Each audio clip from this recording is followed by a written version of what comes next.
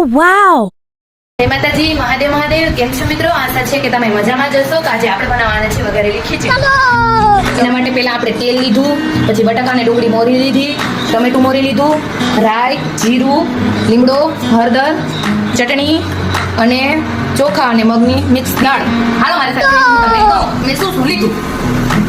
સૌપ્રથમ આપણે લીધું તેલ, પછી એમાં ડુંગળી સમારી, બટેકું સમાર્યું ભેગું, પછી લીધું ટમેટું મોરેલ, પછી રાઈ, જીરું, ચટણી, લીમડો, આ છે દાલપત્ર, હળદર, મીઠું અને આ છે ચોખા અને મગની દાળ. પછી આપણે કર્યો ગેસ ચાલુ, મૂક્યું કુકર અને એમાં નાખ્યું તેલ.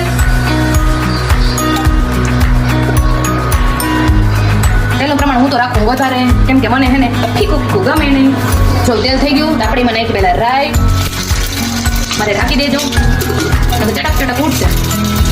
દાલપત્ર, લીમડો અને જીરું. પછી આપણે એમાં નાખી ડુંગળી મોરેલી અને નાખા બટેકા અને બોલે ભડકો. પછી આપણે એમાં એડ કર્યા ટમેટા. ખુશ્બુ સરસ આવે છે. બટેકા, ડુંગળી થોડું થોડું પાકે, ગોલ્ડન બ્રાઉન થાય ત્યાં સુધી આપણે આને ધોઈ લઈએ. હવે આપણે નાખવામાં મીઠું,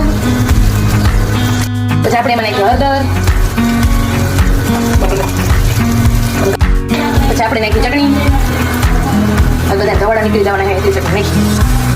પછી આપણે નાખી મગની દાળ ને ચોખા.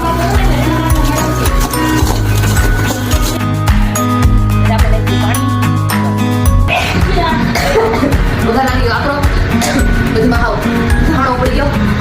એ તો તમે ખાટી વઘારે જો ખાધું હોય ને તો કમેન્ટ કરજો કે તમે કઈ રીતના બનાવો. જો મિત્રો બાકી હવે આપણે ખાઈ લઈશું સાથે છાશ.